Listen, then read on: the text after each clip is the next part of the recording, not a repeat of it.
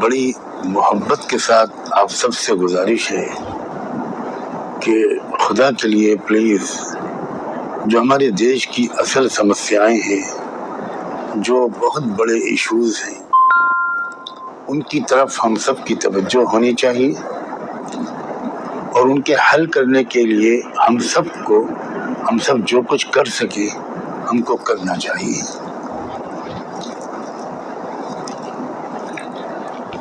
ابھی حال ہی میں میری ایک دعا جو میں نے اپنے اور آپ کے رب سے مانگی تھی،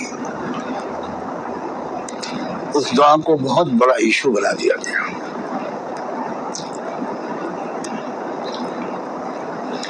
مجھے واقعی اس کا دکھ بھی ہے اور حیرت بھی ہے۔ دنیا کا کون سا انسان ہوگا جو اس طرح کی کوئی ہتیا کو درست سمجھے گا، اس کو جسٹیفائی کرے گا؟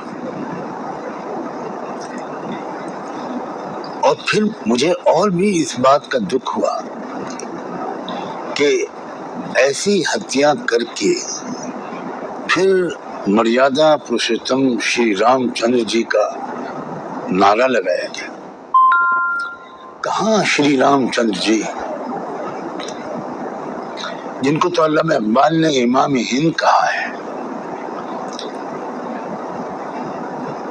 اور کہاں یہ اس قسم کا کوئی کرائم؟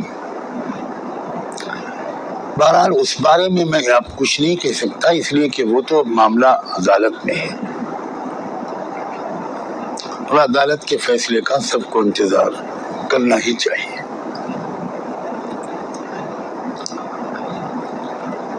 مجھے اس وقت صرف یہ کہنا ہے کہ اس ایشو کو اٹھا کر یعنی دیش کی توجہ کو موڑا جا رہا ہے۔ بڑے بڑے مسائل سامنے آتے ہیں دیش کے۔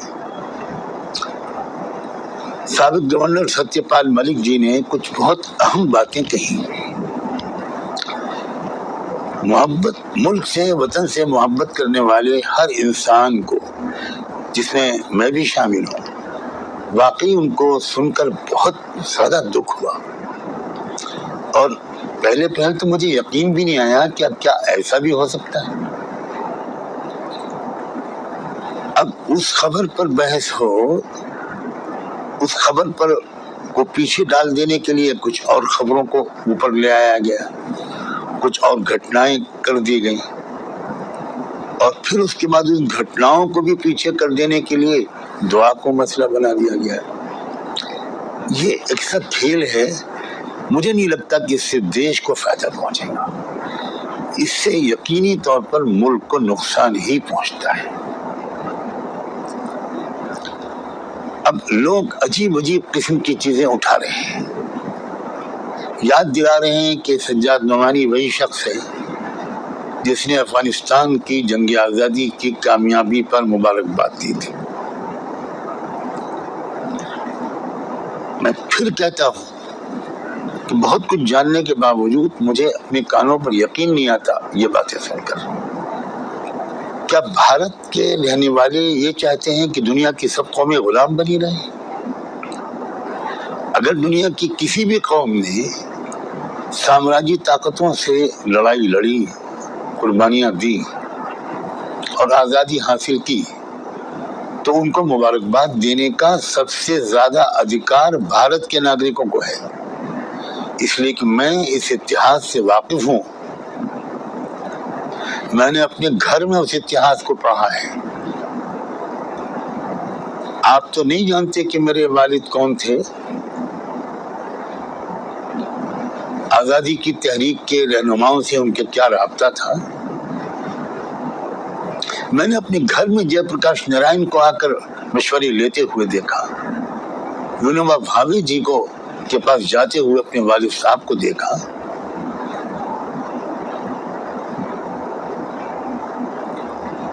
تو میری گھٹی میں یہ بات پڑی ہوئی ہے کہ آزادی کی لڑائی اصل میں ہمارے ملک سے شروع ہوئی تھی، اس کے بعد میں ساری دنیا کے غلام دیشوں کو آزادی ملی تھی۔ تو بھارت کا ایک لیڈنگ رول ہے تو دنیا میں کہیں بھی اگر آزادی ملے گی تو بھارت کے ناگرکوں کو اس آزادی پر خوش ہونے کا سب سے زیادہ حق ہے۔ لوگ اس کو آج یاد دلا رہے ہیں ٹویسٹ کر کے، لیکن وہ کیوں نہیں یہ یاد دلاتے کہ جب بھارت پہلی بار نیوکلیر طاقت بنا تھا اور ایک کامیاب تجربہ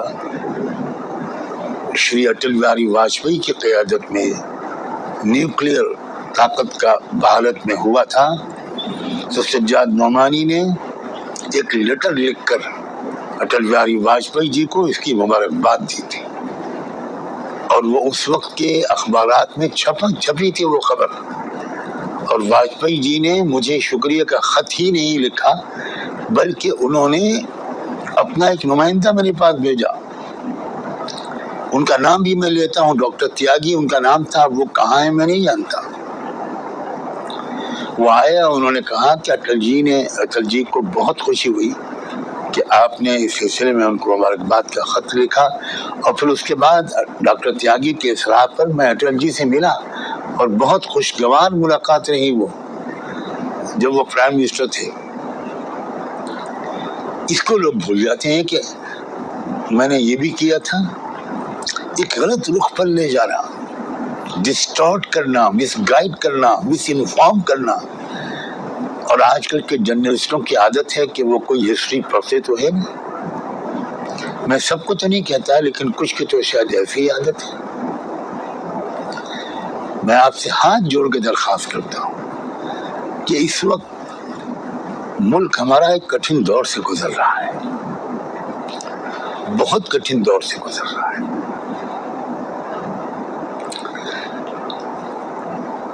اس وقت ملک کی کٹھنائیوں میں اضافے کی کوئی گنجائش نہیں، اور نان ایشوز کی طرف توجہ کو موڑ دینا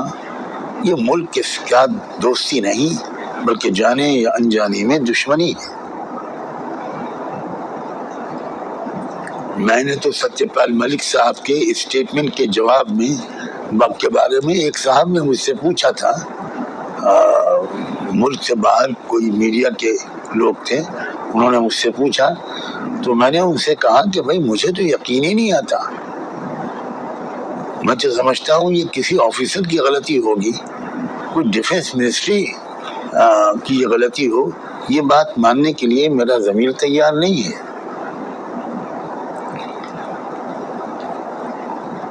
ایک دعا جو ایک صاحب نے آؤٹ آف کانٹیکسٹ نکال کر وائرل کر دی، اس دعا کو پتہ نہیں کس رخ پر لے جایا گیا۔ کیا آپ یہ امید کرتے ہیں کہ ان قاتلوں کے لیے میں دعا کروں کہ خدا ان کو جنت میں اعلیٰ اسٹیٹس دے، جنہوں نے دنیا بھر میں بھارت کو شرمندہ کر دیا؟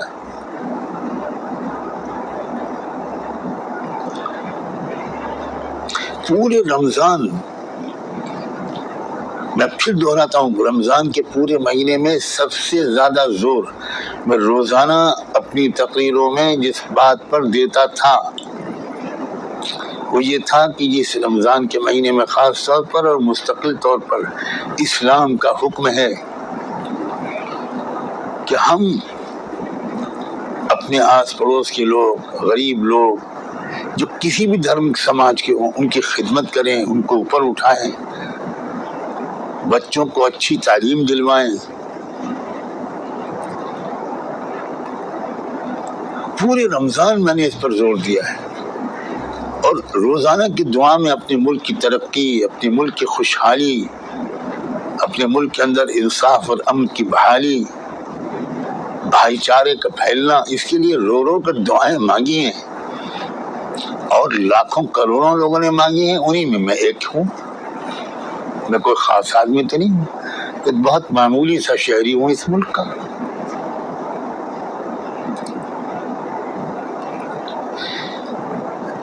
لیکن ان دعاؤں کو تو کسی نے نہیں سنا۔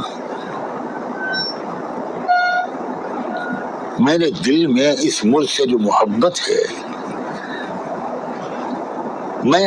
اس میں کس کس کا سرٹیفکیٹ مانگوں، کس کس سے کہوں کہ ذرا مجھے آپ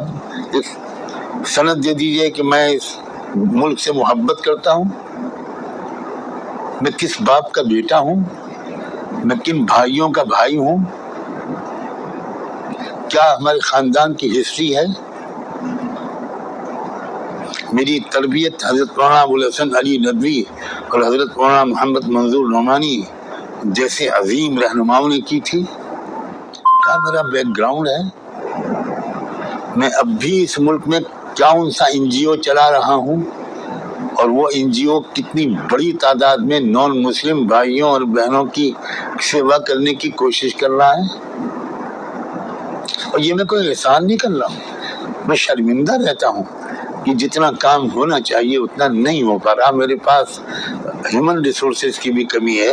میرے پاس فائنینشل ریسورسز کی بھی کمی ہے۔ بس میں آپ سے یہ گزارش کرتا ہوں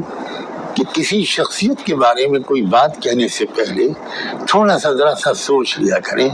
ذرا معلومات حاصل کر لیں، جلد بازی نہ کریں، ہو سکتا ہے آپ سے غلطی ہو جائے، ذرا سا کچھ تھوڑی سی کوشش کر لیں کہ اس کا بیک گراؤنڈ کیا ہے، وہ کس فیملی کو بلانگ کرتا ہے، اس کی اصل وچار دھارا کیا ہے۔